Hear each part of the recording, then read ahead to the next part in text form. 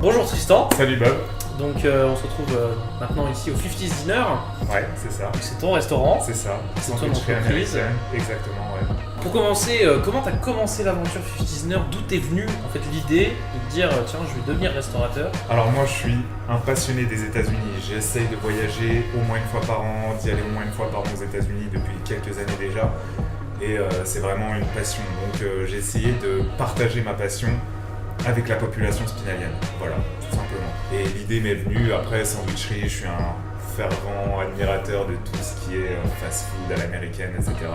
Donc j'ai joint l'utile à l'agréable. J'ai créé un petit décor sympa, de la bonne bouffe. Et du coup tu t'es formé dans la cuisine ou c'est Alors moi j'ai un talent naturel? Non, bah écoute, pour faire de la sandwicherie, c'est très simple. Après, c'est les produits qui vont beaucoup jouer.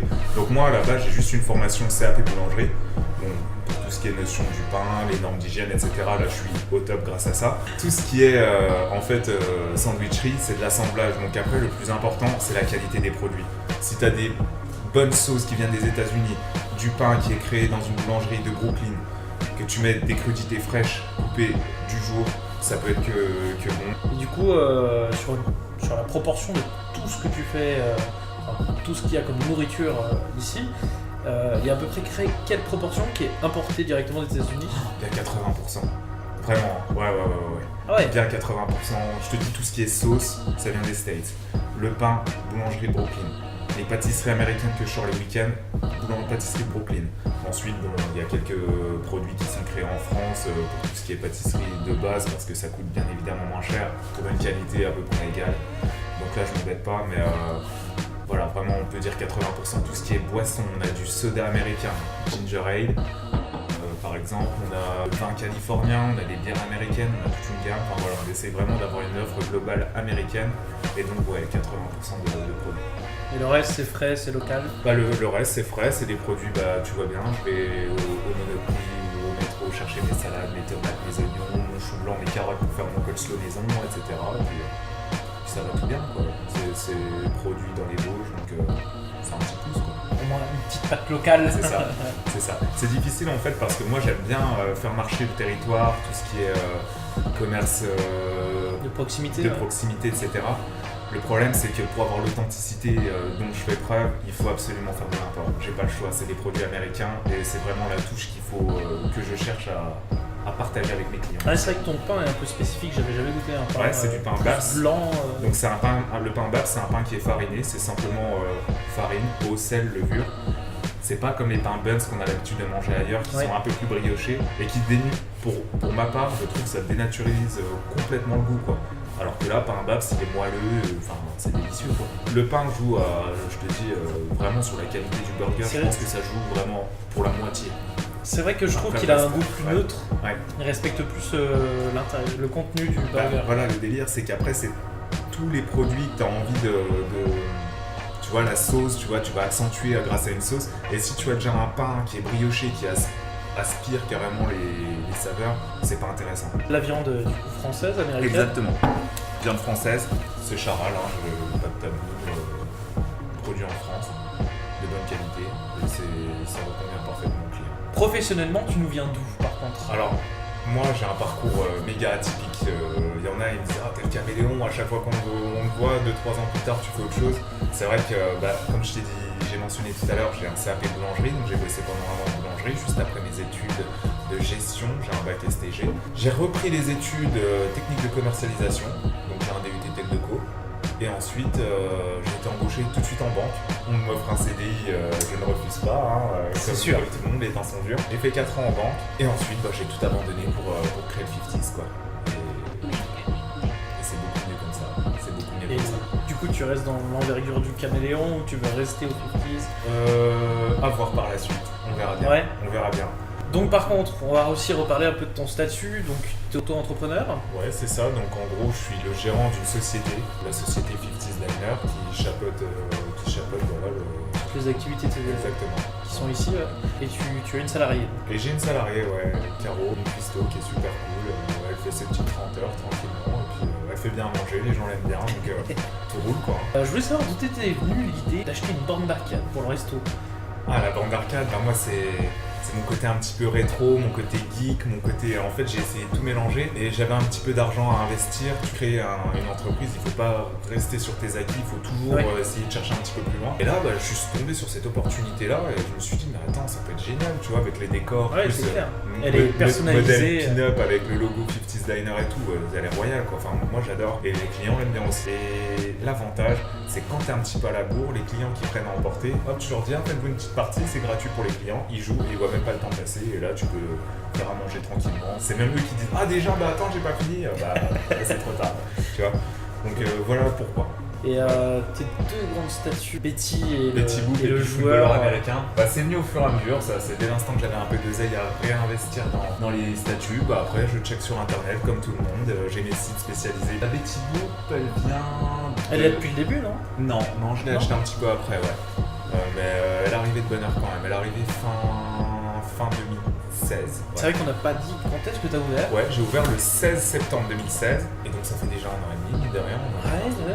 Fait du beau chemin. Ouais, et ça se passe bien. Le footballeur américain, lui, il est venu en même temps que la bande d'arcade, donc début d'année 2017. Et en fait, comme je t'ai dit, ça décore des fous, les gens adorent, se prennent en photo à côté. Et mine de rien, on est dans une génération vachement réseaux sociaux, vachement Snapchat, vachement Facebook. Et ça communique à fond, regardez où je suis, machin. Et moi, c'est que du bonheur. Tu parlais d'utiliser des produits locaux tout à l'heure. Est-ce que ça t'intéresserait pas de faire un burger totalement local? Ça tombe bien que t'en parles, Bob, parce qu'il y a quelques mois déjà, on a fait avec le groupement de commerçants d'Épinal qui s'appelle Épicentre, on a fait un burger 100% marché couvert. Donc c'était le burger du marché couvert, c'était un vendredi matin. J'y suis allé avec mes gamelles, mes plaques à snacker, mes produits. Enfin non, justement pas mes produits, ils m'ont tout fourni, tout était produit local du marché couvert d'Épinal.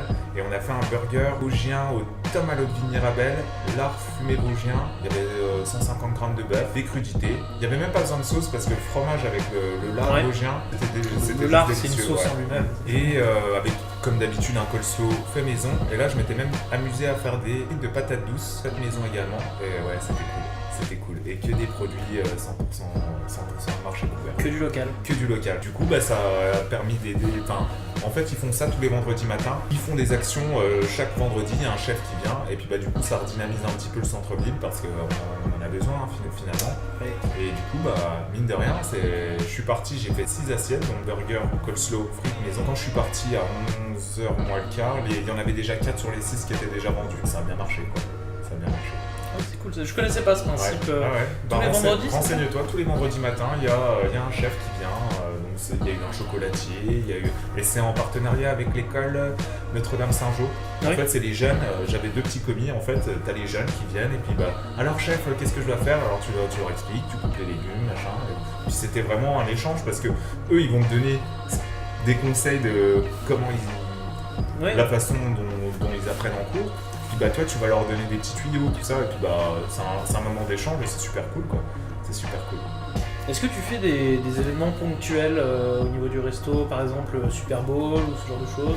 Alors on devait faire le Super Bowl cette année, c'était un dimanche soir, donc j'aurais fait une ouverture exceptionnelle avec l'équipe d'Highlander que je sponsorise. Une fois ils avaient eu un match l'après-midi même, et le coach est venu me voir et m'a dit écoute, ils vont être fatigués, on laisse tomber pour cette année, on reviendra l'année prochaine. Donc t'as bien envie de faire des petits événements ponctuels comme ça. Clairement. Pour Noël, on avait fait un calendrier de l'Avent, donc tous les jours il y avait une surprise différente, tu vois. On offrait des chocobons, on offrait des Kinder, des machins. Les gens ils étaient contents. L'événementiel, je trouve que ça fonctionne pas assez. Les gens sont pas assez à Épinal, les gens sont assez froids. C'est fou à dire, mais ils sont dans une dynamique Épinal, c'est mort. Alors du coup, même si tu organises des choses, ils restent chez eux parce qu'ils se disent Épinal, c'est mort. Mais non, sortez, tu vois. Moi, c'est vraiment le message que j'aimerais faire passer, c'est arrêtez d'être négatif et sortez. Mais du coup, au lieu de faire des événements ponctuels, je me fais plaisir sur des recettes du moment. T'en as déjà testé quelques-unes. Et voilà, on se fait plaisir. Et puis ça permet aussi de changer la routine parce que si tu fais 3 burgers, 4 bagels et puis que c'est basta, tu t'ennuies un petit peu. Donc là, on crée des recettes, on fait des recherches, on fait goûter à certaines personnes. Tiens, moi, tu vois, puis après, c'est de l'échange en fait. Quel est ton point de vue sur notre ami Memphis Coffee? En fait, c'est pas un concurrent. Tout simplement, on n'a pas du tout les mêmes clients. Les clients qui vont aller chez eux, c'est des gens qui cherchent un parking de proximité. Vraiment, ils se garent, ils s'installent, ils mangent, ils repartent, et basta. Tu sais, ils vont faire leurs courses au Carrefour et après ils reviennent, ils s'arrêtent, ils mangent et ils s'en vont. Moi, c'est pas du tout ça ma clientèle. Moi, ma clientèle, ça va être beaucoup de gens des bureaux du centre-ville d'Épinal, ou les riverains qui habitent également ici. Et malheureusement, par défaut de parking, les gens doivent marcher un petit peu, donc ça sera les plus courageux, quoi. Mais t'es quand même constamment du monde. T'as des périodes creuses? Il y a des périodes creuses, il y a des périodes lourdes, et il n'y a aucune règle. La restauration, le commerce, il n'y a aucune règle. C'est-à-dire qu'un samedi soir, tu vas pouvoir faire 4 couverts, et puis par exemple là, c'est les vacances, mardi soir, 90 couverts, mercredi soir, 90 couverts, tu sais plus où donner de la tête, t'as pas préparé parce que forcément, tu fais des produits frais, donc pas forcément qu'il y ait 90 personnes qui arrivent un mardi soir, c'est les vacances, donc et puis là, t'as intérêt de te speeder, d'aller couper des tomates, couper de la salade en speed. Mais c'est cool, moi j'adore. Moi, quand mon établissement il est rempli, ça me comble de bonheur. Et dans le temps à venir, est-ce que ça t'intéresse pas donc de te déplacer pour avoir quelque chose de plus grand ou rester sur Épinal ou peut-être aller voir à Nancy pour avoir gros 50's dinner? Moi après, je suis vraiment chaud. Après, il faut déjà commencer à rembourser ici, faire en sorte que ça marche bien à Épinal. Mais après, oui, c'est clair que moi, mon objectif, ça serait d'avoir une grosse cuisine, une bonne équipe avec 4 serveurs qui cuistot et puis que ça charbonne, mais vraiment avoir le double des effectifs qu'on a actuellement. Parce que là, c'est sûr, on a beaucoup de places assises, on a une 50aine de places assises. Par contre, toute petite réserve, cuisine pas du tout optimisée, on peut pas être plus que 2. Quand tu commences à cravacher soirée américaine à 180-200 couverts à 2, c'est déjà pas mal. Après, on sait que c'est des grosses soirées, que ça bouge bien, mais c'est clair que si on était plus et avec un local plus optimisé, on cartonnera encore plus. Écoute, merci beaucoup. Je t'en prie. Bon rush ce soir alors. Merci. Et puis bon montage pour vous pour le reportage. Merci, à la prochaine. Ciao.